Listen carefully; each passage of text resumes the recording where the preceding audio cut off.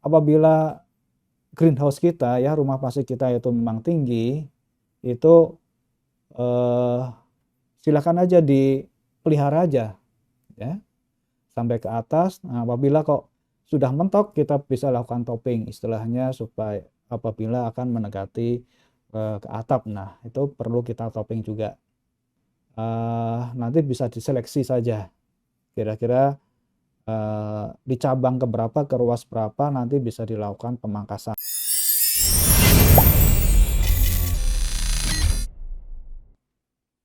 Assalamualaikum warahmatullahi wabarakatuh. Apa kabar sahabat Mutiara semua ya? Jumpa lagi pada sesi Q&A ya. Jadi pada sesi ini saya akan menjawab beberapa pertanyaan yang sudah masuk ke media sosial kami, terutama ke channel YouTube NPK Mutiara TV. Sahabat Mutiara, jadi di channel YouTube kita ini banyak edukasi-edukasi yang telah kita berikan ya. Jadi jangan lupa untuk nonton dan pentung tanda lonceng, subscribe channel NPK Mutiara TV. Oke, kita langsung aja menjawab pertanyaan. Ini yang pertama dari channel Camcan ya. Kalau cabai layu, bagaimana cara mengatasinya agar tidak menyebar? Nah, kalau tanaman kita terserang layu, ya, tentunya kita harus cek dulu tempat tanaman itu tumbuh, ya. Dalam hal ini adalah di tanahnya. Layu, ya, penyakit layu itu tentunya tidak jauh-jauh dari kita harus melihat sifat kimia tanahnya. Jadi pH-nya itu biasanya akan drop. Di mana bakteri maupun jamur yang penyebab layu ini dia menyukai kondisi lahan dengan pH yang rendah atau asam. Makanya cara mengatasinya adalah tanaman yang layu ini kita cabut ya, kita buang jauh-jauh atau bakar. Kita jauhkan dari lokasi tanam kita. Kemudian di lubang tanam itu kita berikan kapur pertanian atau dolomit supaya kondisi pH tanah di seputar tanaman yang layu itu juga akan mulai naik ya, sehingga jamur maupun bakteri juga tidak akan banyak berkembang karena kondisi lahannya, pH-nya kita sudah perbaiki. Terus juga yang kedua adalah cara penyiramannya, atau ini kita harus jangan pakai sistem lep, atau kalau di Jawa namanya sistem lep ya. Jadi sawah kita genangi dengan air ya, semua merata. Nah, apabila salah satu tanaman atau beberapa pohon itu terserang penyakit layu, maka apabila cara penyiramannya seperti itu akan sangat cepat sekali mudah menular ke tanaman-tanaman yang lain. Jadi sebaiknya kita siram mungkin pakai irigasi tetes, drip, atau mungkin kocor ya. Jadi sekalian pupuk kita lakukan penyiraman juga. Nah, oke, mungkin itu ya dari channel Camcan. Kita lanjut ke pertanyaan berikutnya dari Adenasah 9392. Pak, cabai saya kecil-kecil di musim kemarau ini, apakah karena kurang air? Nah, ya. Ada banyak faktor lingkungan yang mempengaruhi, tidak hanya faktor dari nutrisi juga ya, tentang hasil akhir produksi panen kita. Nah, di antaranya ya mungkin karena ini adalah musim kemarau yang panjang ya. Kemarau di mana memang intensitas hujannya sangat rendah. Itu akan sangat mempengaruhi hasil produktivitas tanaman kita. Jadi bisa saja karena kurang air, akhirnya kualitas kuantitas produksi hasil panen pun akan bisa menurun. Apabila nutrisi cukup tapi kurang air, tetepan intensitas penyerapan hara pun akan berkurang. Dan juga apabila panasnya terlalu tinggi, itu juga bisa menyebabkan tanaman stres ya, sehingga mau nggak mau akan berpengaruh terhadap hasil produksi akhirnya. Oke. Pertanyaan selanjutnya dari Sri Dewi. Oke, ini salam dari Malaysia. Apakah timun Jepang perlu dipangkas cabang? Oke, jadi di timun itu ada cabang lateral, ada tunas apikal ya. Sebelumnya ini tidak perlu dipangkas sebenarnya. Ya. Jadi kalau buah bakal bunga itu akan keluar di cabang-cabang lateral, itu akan menyusul itu sampai ke percabangan naik ke atas. Apabila greenhouse kita ya, rumah plastik kita itu memang tinggi, itu silakan aja dipelihara aja ya sampai ke atas. Nah, apabila kok sudah mentok, kita bisa lakukan topping istilahnya, supaya apabila akan mendekati ke atap, nah itu perlu kita topping juga. Sejauh ini dia akan keluar bunga, karena timun ini dia akan keluar bunga terus menerus ya. Dan biasanya tapi kalau semakin ke atas mungkin kualitas buahnya juga akan kurang bagus ya.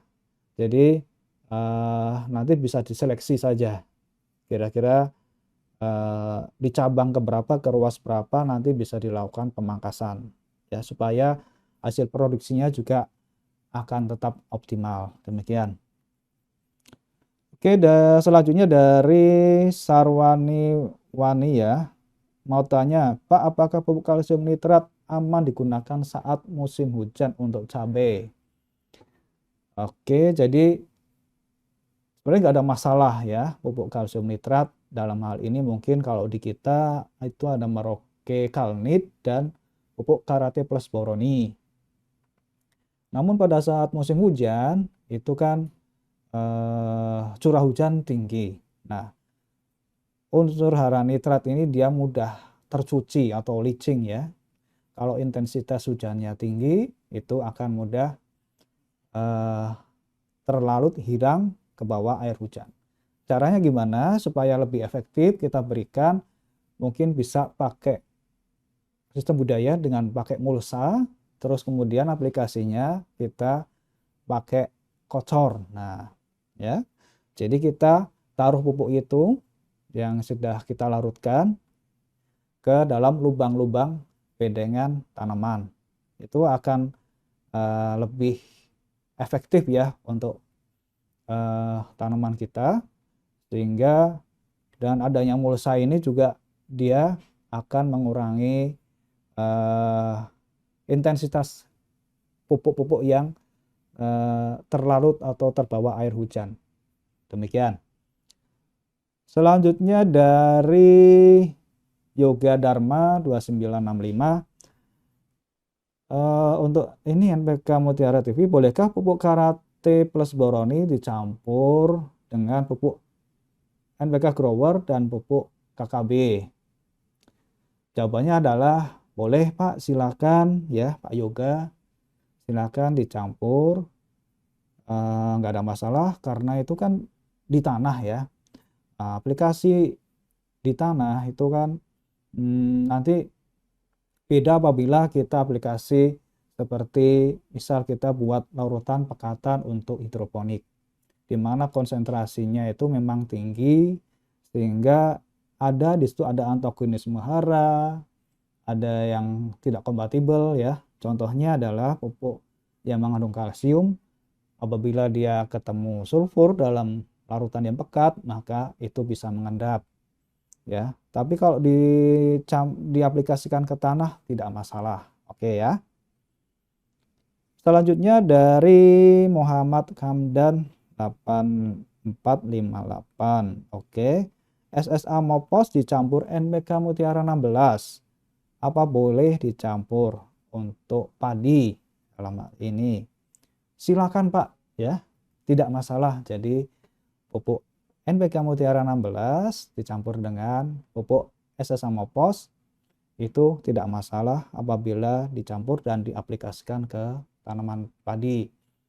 Tapi sebelum aplikasi pupuk sebaiknya kita jaga ketinggian air ya di tanaman kita, di sawah kita. Itu sebaiknya kalau orang bilang itu macak-macak ya. Jadi cukup istilahnya jangan terlalu tinggi airnya di sawah tersebut. Jadi cukup macak-macak aja lah istilahnya. Kemudian setelah kita taburkan pupuk, kita diamkan selama 3 hari. Baru setelah 3 hari, baru kita alirkan air masuk ke lahan sawah kita. Supaya bisa unsur hara ini juga lebih efektif terserap ke tanaman padi tersebut. Oke, selanjutnya dari Halid Jabung. Ini Pak, pemakaian pupuk Profit Series untuk tanaman singkong apakah bisa maksimalkan peningkatan hasil? Ya. Jadi untuk rekomendasi pemupukan itu kita sudah ada yang namanya aplikasi Petani Cerdas ya. Bisa diunduh di Play Store. Di situ lengkap tentang rekomendasi pemupukan kita. Ada banyak tanaman ya, rekomendasi pemupukan di beberapa crop tanaman, diantaranya adalah singkong. Nah, kalau untuk Profit Series pupuk semprotnya itu kita ada Profit hijau untuk fase vegetatif, kemudian Profit merah, Profit oranye, dan Profit maxi. Nah, sebenarnya penyerapan unsur hara ini adalah 90% melalui akar ya, dan hanya 10% saja yang melalui daun. Jadi tetap efektivitas pemberian unsur hara itu lebih banyak melalui akar. Kalau kita hanya mengandalkan pupuk semprot itu akan kurang maksimal nanti ke hasil akhir panennya ya. Jadi terutama ini adalah singkong ya, yang istilahnya dipanen umbinya ya, akarnya gitu ya, yang berkembang. Nah itu lebih baik kita optimalkan pupuk melalui tanah, dan pupuk semprot ini hanya sifatnya membantu saja. Oke. Selanjutnya dari Ali Hamzah. Oke. Saya baru belajar tanam semangka. Sekarang baru berumur 2 minggu, keadaan tanaman baru keluar daun 2. Pemupukan pakai NPK pada umur berapa sebaiknya diadakan pemupukan? Terima kasih. Oke ya. Jadi seperti sebelumnya, untuk rekomendasi pemupukan silakan bisa diunduh ya, di-download di aplikasi Petani Cerdas. Di situ lengkap Pak ya. Mau brosur pemupukan untuk semangka, untuk tanaman yang lain, itu lengkap di situ ya. Terus untuk semangka ini dia termasuk tanaman dalam famili Susurbitaceae, di mana pertumbuhan itu sangat cepat ya. Dia membutuhkan unsur hara yang cepat diserap ya, sehingga untuk fase vegetatif kita biasanya pakai NPK Mutiara 1616 dan pupuk Karate plus Boroni. Nah, selang waktu periode pemberiannya kita berikan antara 4-5 hari sekali ya, melalui kocor. Kemudian untuk generatif kita bisa pakai NPK Mutiara Grower dan tetap kita aplikasikan pupuk Karate plus Boroni. Untuk lengkapnya tadi Pak Ali Hamzah silakan bisa unduh aplikasi Petani Cerdas ya. Silakan download rekomendasi pemupukan brosur untuk semangka. Nah, di situ lengkap. Atau bisa nanti gabung ke grup Telegram kami ya. Di situ ada komunitas NPK Mutiara untuk pertanian di lahan konvensional, dan ada grup hidroponik Mutiara untuk yang memang budidaya secara hidroponik. Nah, di situ bisa diskusi lebih lanjut Pak ya. Oke, terima kasih. Selanjutnya dari Yusuf Saparudin. Assalamualaikum Pak, punten. Rekomendasi pupuk untuk ubi jalar apa saja? Kalau bisa tutorial pemupukan dari fase vegetatif sama generatif. Nah ini sama ya Pak ya, Pak Yusuf ya. Silakan unduh ya brosur kami di aplikasi Petani Cerdas ya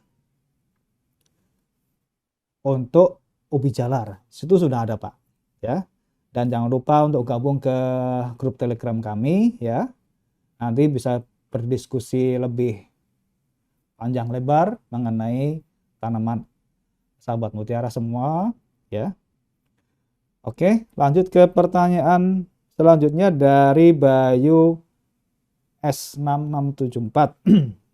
Penanganan bawang daun kuning pucuk pakai apa obatnya?